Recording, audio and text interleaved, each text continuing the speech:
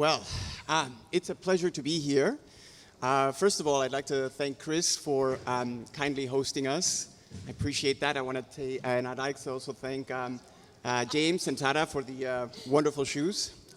Big fan. And I'd like to thank all of you for being here today and sharing with us your insights around social innovation. My name is Douglas Cajas. I look after RTLAdConnect here in the US, and we are the international media insights and solutions arm of the RTL Group. The RTL Group is Europe's largest media owner and also owner of Fremantle that makes shows like American Idol, X Factor, and other great shows. So without much further ado, I would like each one of you, if you could kindly briefly introduce yourselves. And then we are going to dive right into talking about social innovation. We'll first talk a little bit about your observations about the industry, and then I'd like us to dive into some examples of things that you have done in the space that have really contributed to your business, and then we'll wrap it up. So without much further ado, let's begin with you, Chris. Sure. Great to be here today. I'm excited, like all of you, to be in person. I'm Chris Kelleher. I'm from Wayfair. I'm head of social media. I actually just joined Wayfair less than 2 months ago from Bose. So hello to my Bose colleagues. So yes. And yeah, that's me. Hey, I'm James, head of marketing for Clark's Originals. Clark's Originals is the sub-brand within Clark's. So I report to Tara, who you've all met. Look after collaborations, campaigns in the cultural space, social media, PR, etc. And I will just add as well that this photo was when I was about 14 years old. But Same. Just in case people are thinking that I'm trying to make out that I'm younger than I am. But, yeah. All right, great. That was funny. Hi, I'm Tracy Knauer. I love the headshots. So, I head up North America marketing, consumer insights, and e-commerce for New Balance. So I work closely, obviously, with Chris and the entire global marketing team here. So I've actually been at New Balance for 17 years and talk about transformation and innovation and a brand changing over time. It's just been an amazing thing to watch and to be a part of. And I think the topic today is very relevant too, as we have really transformed as a brand. Hi, everyone. Thanks for having me. I'm Julie Morris. I'm at the NBA. I also have been there about 16 years as well. I oversee our commercial development and our media partnerships group, so as it relates to this panel, we spend the majority of our time working with our marketing partners and our media partners to source storytelling across the NBA ecosystem, both linear, digital, and in social media. And that's what we spend our time doing. Excellent. Hey everybody, I'm Jack Daly. I lead global media, partnerships, and social for Bose. What's up, Chris? What's up? Been with the brand for just under a year, off of 6 years at Under Armour and a long time at Viacom before that. Happy to be here. Fantastic. Well, thank you, everyone. I'd like you to, share with us, some of your insights about what you think are some of the most influential developments in social innovation happening as a whole. So maybe we can kick it off with you again. Sure, yes. I think right now when we think about innovation, it's really the power to test, learn, and scale wherever your customers are spending their time. There's the metaverse, there's Roblox, there's social media as we think of it in a more traditional sense, like TikTok. You just had, Logitech doing a music awards show in the metaverse with Lizzo earlier this week or last week. I have no sense of time. But I think what's really critical within that is understanding where is your audience? Is your audience experiencing these platforms and these industries right now? Are they there? If they are, does it make sense in an authentic way to be there? And do you have the right to be there? Jim made the comment about Bose has the authority to speak to music, but do you have the authority to be playing in some of these spaces? Maybe, maybe not. But understanding that will be really key to success in your social. Excellent. Thank you. Cool. I think anyone in my team, Tara, knows I'm a bit of a broken record on the type of things I like to talk about. You know, Douglas, because we had the pre-call on the brands, and especially this brand, which means a lot to me personally. I think the innovations, and I'm sure these guys are going to go through different channels and things like that, is super important. But I think no matter what that space is, to your point as well, I think it's just super important that you know who you are in that space. So even with TikTok, not saying TikTok's like a super new channel anymore, you know, it's the channel for most of the younger generation and creeping up into certainly my age bracket now. But I think we need to work really hard, and we work really hard to make sure we are who we are within that space. We're very lucky, and and I went on and on about Clark's and Clark's Originals and the cultural associations. My man Nate called out Jamaica, that we have these incredible connections to the people there. We've got Clark's in New York campaign about to come out with Set Free Richardson this week. We've got connections to Britpop and things like that, but we need to tell those stories in a new way. And so I think it's about finding those channels and then finding your feet and then telling your story. You can't just stick to the way you want to do it. So whether it's TikTok, whether it's lives, whether it's gaming, meta that I'm sure we're all either in or about to enter, you need to make sure you've got the authority for yourself. So for us, it's about telling those stories in the way a new kid wants to consume them, and hopefully be a bit surprised and delighted with, certainly from a heritage brand or a brand with heritage, like us, that we're in the space in the right way. Fantastic. Tracy? Yeah, I agree. When I think about this, more broadly speaking, and I think about social, I think at first brands basically just all went to the lower funnel, and essentially what they were doing was chasing ROAS, chasing that last click, and really trying to justify their investment within the channel. And what we've done is we've kind of flipped that on its head, and essentially what we said is that these channels can be powerful storytellers for our brand, and we can deliver rich engagements to the consumer that are meaningful beyond just the products that we sell. So we're trying to use social to tell stories, to tell things about the brand, and to really engage with the consumer. And one of the enablers to that storytelling and a more rich experience within this channel is definitely technology. And when we think about the innovation within social and the ability to deliver 3D or augmented reality and really deliver that rich, high-touch experience within a digital ecosystem, I think is really powerful as we move forward as brands. Yeah, I guess I'm sort of going to build on all of the storytelling conversations across the panel. I mean, for the NBA, our storytelling across social media and sort of our media ecosystem holistically has primarily always been about video. So our highlights are highly engaging, they're very snackable and clickable and very dynamic content, and we've built a sort of a massive social following sort of on the backs of video and access. More recently, though, what's really sort of been game-changing for us is the use of vertical video. So, TikTok has been doing it for years, and then the other social platforms are optimizing vertical video in their own unique sort of storytelling format. And for a game like ours, which is also like vertically minded, sort of pun intended there, vertical video has really become a great non-traditional video format for us to storytell in a completely new way. And we're also sort of experimenting in the partnership space where we can bring along some of our brands into that sort of new and non-traditional video format. So that's what's been working for us. Cool. So I love what TikTok is doing for, and specifically TikTok's algorithm and the For You page, what that's doing for discoverability of creators and specifically organic content, right? So having worked in social since that was a thing that you could do, organic content used to be all there was, right? And it really mattered, and there was real opportunity to be discovered and to create content that was engaging enough to create some level of virality.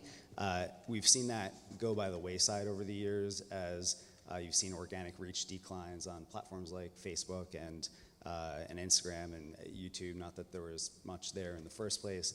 I think the way that TikTok has structured their algorithm really rewards great content, right? So it's been a great tool to discover new creators, not just for us as a brand, but for humanity, right? It also keeps the bar really high. Like we'll talk more about, you heard Jim talk about the importance of creating compelling content, right? It's a platform where that's table stakes to win, right? So there's not, you can get away with sticking shitty ads into Instagram ads still, right? And you can create the media metrics that you want, right, from a exposure point of view, It's a lot harder to do on a platform that is built to reward quality and engagement, right? So it's exciting to have that back in social. Indeed. And on that note, maybe Jack, you might be able to, and I'd like to ask each of you to, share with us, a recent case study where you've actually gone ahead and really, employed social innovation to drive, business objectives for your companies. And if you could share with us not only what that activity was, but the objective, as well as, the learnings that we may all learn a little bit. Yeah, so less of a case study looking backwards in time and more about kind of where we're headed as a brand now. You heard Jim talk about the job to be done at Bose and just driving a shift in kind of meaning and perception around our brand and a real increase in favorability with consumers, right? I don't think you can do that with a 30-second ad that you force people to watch a dozen times for 3 months and then walk away for the year, right? The analogy that I always use to explain how we look at this is, which, I think when we spoke last week, we were talking about this. If I ask all of you guys to think about your funniest friend in the world, you're somebody that just popped into your head, right? And I bet it wasn't because they told you that one epic joke a bunch of times, right? And I bet if I asked you why that's the name that popped into your head, your rationale is going to be something along the lines of, yeah, it's a guy that I played baseball with in high school, and I've just known him for 20 years. It's always funny, right? Or I sat next to her at work, and whether it's at the cubicle in a meeting, drinks after work, funny, right? It's about thematic consistency, but executional variety, right? Like if we want to change meaning, it's something that will happen over a longer period of time, and it needs to happen through showing up in a consumer's life consistently and not just with one piece of creative. When's the last time you watched a TV ad for a second time on Instagram? Raise your hand. Right. We need to show up around moments that people care about, right? These are all opt-in experiences, right? We're not paying to buy your attention. We're paying for a ticket to earn your attention, which means we need to show up with people that you care about, around moments that you care about, with content that's compelling enough for you to pay attention to. And we need to do it every day, every week, throughout the year. And that's really how we'll create the shift in kind of perception and meaning that we're after. So that's very much where we're focused. It's it's kind of what I built in my time at Under Armour, and very much what we're focused on building at Bose. And Jim showed some of the video of that was the first activation. Our fiscal year just started a month ago, so we're just getting rolling. And Jack, just to dive a little bit deeper, I know you mentioned having the ability to be able to change people's mind at scale, right? Being able to knowing who the consumer is, that everyone is more receptive to different stories and different creatives. Yeah, I mean, it's audience segmentation, right? So it's, especially, it's funny, coming from you working in sports, it's, everybody's got their favorite athlete, but nobody's going to deny that Steph Curry is a great basketball player, right? So at Under Armour, we're creating ads around Steph Curry, or I'll use Kawhi and New Balance just out of respect. There's no debate. You might favor LeBron over Kawhi, right? But there's no debate on the quality of who Kawhi is as a player and the benefit that that you're kind of attributing to the products that he's wearing, et cetera, right? Music's very different. Like music is, which I'm learning in real time on the job. It's so personal. Everybody's got very strong opinions about artists. My boss, especially, it's a nightmare. So the way to do it is we have to show up. If we're trying to hit, we've got a target audience. It's 38 million people, right? They listen to a lot of different things. So if we're gonna connect to music, we need to hit a wide diversity of artists and genres, and even just the ways that we activate with those artists. It needs to be diverse, and then what social offers is the ability for us to put the right piece of content in front of the right user. So, fantastic, Julie. Yeah, I mean, I love that you said thematic consistency, because that's what we spend a lot of time as a content provider and a social media platform with a large audience with our partner brands. So the team spends significant amount of time learning their sort of partners' brand objectives and their brand ethos and maybe some marketing challenges they might have, and using our video footprint to sort of build sort of a co-branded or a partner thematic through our social storytelling to sort of hone in on that specific message or brand challenge that one of our partners might have that we can then storytell throughout the course of the season in our social media. So we have hundreds of examples across our partners, but a couple that are coming to mind when you talked about perception change. Over the course of our multi-year long-standing partnership with Kia, they sort of came to us when we launched a partnership with them with a perception challenge in the marketplace. They were viewed as cars that might not have been as high quality as some of their sort of competitive set, and wanted to associate with the highest quality gameplay on the court and be able to storytell around that thematic of like performance and high quality, no matter who your fandom is, to your point.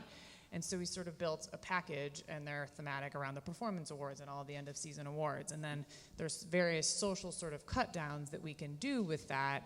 So like a who you got for the Kia rookie ladder, and like all of the top plays of the week so that you can associate with the quality of gameplay. So that's sort of one example of working with a brand to sort of use scale and thematic storytelling to do a mind shift or a perception change in the marketplace, both organically and in our paid media as well. Great. Tracy. Great. I'm going to stick to this theme of scale because I think it's quite relevant and actually quite relevant to everyone today. So you're sitting in a facility that was opened 3 weeks ago, the New Balance track, and it's the fastest track in the entire world. And the problem that the marketing organization had was, how do you open up a facility locally but create global relevance? So again, how can you open a facility locally and create global relevance and global scale? And social platforms were absolutely hands down the answer, combined with the use of our awesome partnerships, our brand ambassadors, and quite frankly, the equity of the New Balance brand. So 3 weeks ago, we set out to open the track. And with that opening, we really proved to be a brand that lives at the intersection of sport and culture. We brought in Jack Harlow, arguably the most famous rapper in the world right now, and he performed right in that venue over there. We had over 500 media influencers, athletes attend the event, and it was a local event for sure. But what people didn't know is that we were going to take that local moment and we were going to distribute content around that local moment across every single social handle out there. And we partnered with Jack, and I think that was really one of the things that helped drive the success. And we co-authored our social media content distribution strategy. And that co-authoring allowed us to scale something that happened in Boston, Massachusetts, to markets all around the world. And I think it's just a great lesson for marketers to say you can be local, you can be relevant to your existing community that you're in, but you can also drive that global relevancy and that global scale. So, this is just one example, very much top of mind, but, everyone's getting to experience this awesome facility today locally, but we were able to drive that experience globally. Fantastic. I love it. From local to global, not just global, huh? I think I actually like Jack's point saying about TikTok and the virality of it, and I had never thought of it. Like, obviously, we're all doing it, and you realize that, but it pulls it out. It's a really good point. And I think that excites me as a marketer. It excites the team because it's almost like ideas are back. You have to have a good idea. You have to have something really interesting. You can't just shoot something beautiful. Relatively, you can still on Instagram, but you have to do something a bit more.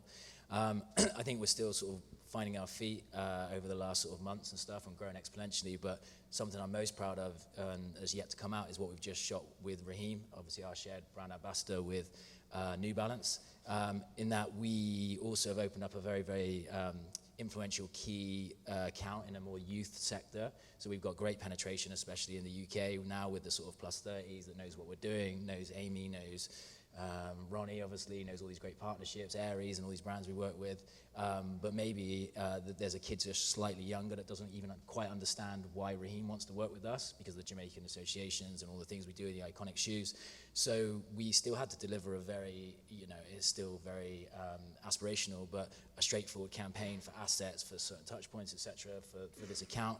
But we simultaneously, and it almost killed us, but we simultaneously ran 2 shoots, and one was just for TikTok. And to make sure, because obviously Raheem's a sports star, and I'm a huge fan on a personal level as well. But we wanted to bring in a level of energy that he could respond to. So we brought in a guy called Kadeem, who's one of the stars of Top Boy, the show that's produced by Drake, massive hit on Netflix. Because we knew these guys, they're both of Jamaican descent, they're friends, their family are friends. We brought him into the mix, and we ran, I won't say it because it's coming out soon, but we ran a totally parallel shoot that's basically taking the piss out of the original shoot. So it's one that's going to be like for the stores and stuff, and then one that will be within social media that I 100% know. And I said to Tara, this one's going to kill it. This one will end up being bigger than the real shoot because it is back to that thing of you have to have a good idea now, and that's what we've been really putting the pressure on ourselves to say, right, we have to think beyond what we were doing before now because you need something more interesting that's going to catch fire in these social channels. So yeah, that's something we're looking forward to.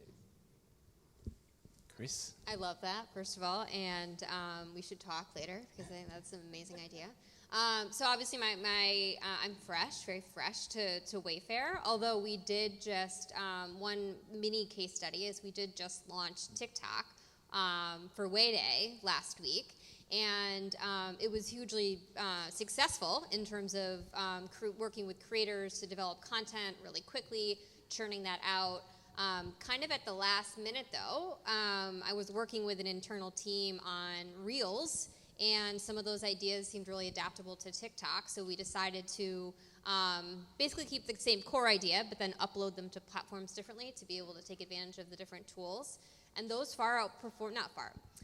decently outperformed the creator content, which I think just speaks to the ability that even folks who haven't created TikToks before and don't do it really for a living, but really know and understand the brand, have a lot to offer. So we're excited to explore more of both of those avenues. I would say at Wayfair, we are so rooted in data and have a really advanced data measurement model across all of our marketing. In a way, frankly, and hello team, in a way that I've never seen before. It's super impressive. So what I'm excited about is being able to pull more of that into social and understand more about what our customers are doing on site, what they like, things that they're kind of putting together. If you're going to search for this and then search for this, how can we pair some of that up? And then bring that to our audiences. Additionally, since we've been so efficient with our marketing, more of this brand building side is newer. So that to me is very exciting, and there's a ton of white space to, in a very data-informed way, test out a lot of creative optimizations and iterations across social. That's wonderful. So if I were just to try to here summarize, I obviously we now have data, the ability to be able to deploy it, obviously, to scale, and is absolutely key. And we have now that ability. And on the other hand, we also have the ability to really use social, as you said, not only as a lower funnel a channel, but really to tell stories that are meaningful and that have really a very big idea that can really change people's perceptions of your brand. So I think you have a really exciting task and challenge, I would say, ahead of you. I would love to hear also from you, in terms of, what are you thinking in the next 12 to 18 months? What excites you about social innovation, either that you're looking to deploy yourself or that you are seeing in the industry? Please, yes. Chris, thank you. Yes, so I think when we think about social in the next 12 to 18 months, one of the innovations that I'm excited about isn't necessarily as sexy as some of the metaverses of the world, but really with changes to data privacy, the ability that the changes the platforms are going to make for measurement and for commerce within the platforms to be able to prove out their worth is something I'm really excited to see. There have always been questions like how accurate is a lot of this data anyway coming from Facebook. There have been issues with that in the past. It'll be interesting when you're really more closely connecting commerce within the platforms, what we can learn about behaviors, and then really, frankly, prove in a more tangible way the ROI value of social media. Fantastic. James? Yeah, I think obviously, and these guys might speak to it, but obviously there's meta and gaming, and I think we talked about, or it's been talked about, disrupt or be disrupted, and I often tell my team we've got to disrupt or Tara will disrupt us, because if we're not moving forward within 5 minutes, she thinks, that's too slow. But I think actually I just wanted to change tack on what I was going to say if this is the last point, but again, thinking of what Jack said, I actually wanted to talk about a different idea. Something that really inspired me was a young brand called Cortez out of London, and they're sort of like the new sort of cool kids in streetwear, etc. But it was all through social, but they did a sort of like amnesty on the puffer jackets. Certainly I've seen them here, but in the UK, North Face, and those puffers are just like disgustingly everywhere. And these guys come in and disrupted the scene all through social media and basically said, bring any brand, a different brand puffer jacket, we'll swap it for our bolo jacket. Wow. And the kids in London went crazy, and it spread through every social channel, TikTok, even back to Facebook, group chats, WhatsApp. And I just, again, I think changed my tack on what I wanted to say is, it's a good idea. And I just said to the kids, I was like, flipping heck, that is it's so obvious, it's not particularly even that new, but they just took it to a scale where they're obviously smart enough and said, what will it cost us to give away all these jackets? And I'm telling you, it took over every channel in the UK. I think internationally, I'm sure as well. But yeah, it's on every hype channel, every media. And then they took all those jackets through Amnesty and gave them all out to the homeless in London. At a time, obviously, in the pandemic, and people were really struggling. It was like, bang, these kids have nailed it. It's all through social, totally new idea. Put their jacket on the map. It was the #1 most talked about item in the UK for a period. And again, I think just thinking of TikTok and things like that, to me, channels will change. Channels will constantly change. Cool stuff will always be cool stuff. Good ideas will always be good ideas. And can you bring it into the next space? And yeah, those guys killed it. Awesome. That's an awesome story, and I think about, I was going to talk about two specific things. One is the notion of craftsmanship, and the DNA of the New Balance brand is definitely part of it is craftsmanship, and using channels like TikTok and other social vehicles to continue to bring out the creator and people, and that creativity, I think, is really important. And I'll go to the other side of my brain, and I think there's nothing more compelling about being able to deliver personalized content to the consumer. So we always talk about the right content to the right consumer at the right time. And the notion of being able to combine our first-party data plus third-party data to deliver personalized content within the social ecosystem is a huge opportunity for us as we go forward. Consumers, they don't have a lot of time, and quite frankly, they only want to see things that are relevant to them specifically at that point. So as brands, we need to get better at filtering what we're putting out there from a content distribution perspective and really nailing what the consumer needs to hear from us. That's fantastic. Yeah, those are all really good answers. I like what you said about the right content at the right time. That's obviously at the NBA, we think about that all the time in terms of sort of what our brand values are and who we sort of represent to the marketplace. And it's probably two fundamental pillars. It's innovation and it's the game. And so when you pair those two pieces of sort of your brand tentacles, that lends itself to finding your fans on every channel under the sun where they are to deliver the right content to them at the right time. And we have traditionally been sort of first movers or earlier adopters of a variety of technologies and media distribution tactics. Most recently, we sort of launched our NFT strategy with our Top Shot platform earlier in the season. I think it was at the beginning of the season. Time also has no meaning to me these days. And what that brought with it is an entirely new sort of content platform for us and a new place where we found fans talking about our products. So within the last week, we've launched a sort of a channel, I think it's actually called a server on Discord, where we're activating new fans and sort of introducing new storylines to a completely new audience who's talking about the NBA, and they're a very vocal audience, and they're talking about what's passionate to them. They love live content, they love NFTs, and this is an entirely new space for us. So I think when we think about social innovation holistically, it comes back to the fan and where they're going to be, and our fans happen to be, very young, diverse, trend-setting, early adopters in themselves. So that really forces us to test and learn with all of these sort of new platforms, whether it's in Meta or Web3 or whatever other buzzword you can come up with. So that's our priority, I'd say. Jack. Yeah, I'm excited about the growth of platforms that are really focused on actual community around shared interests. So Julie just mentioned Discord, absurd growth that you've seen in Reddit over the last couple of years, even though it's not a new platform, Clubhouse, Twitter Spaces, Spotify Live, et cetera, right? Having kind of grown up in television industry, like that was a real thing when I was working in that business, is kind of communities built around a passion around a show, right? And as a marketer, being able to tap into that collective and like play with that is super rewarding and compelling and big opportunity. So I'm excited about those platforms and doing more work in those spaces with consumers around these passion points that we're really going to kind of center around as a brand. Also very excited to see what happens with Twitter. More and more big curiosity than excitement, but come on, next 18 months are going to be interesting. That edit button's going to be fire, though. Fantastic. Well, that's wonderful. Well, I want to thank all of you, for your insights, and I want to thank all of you for your attention.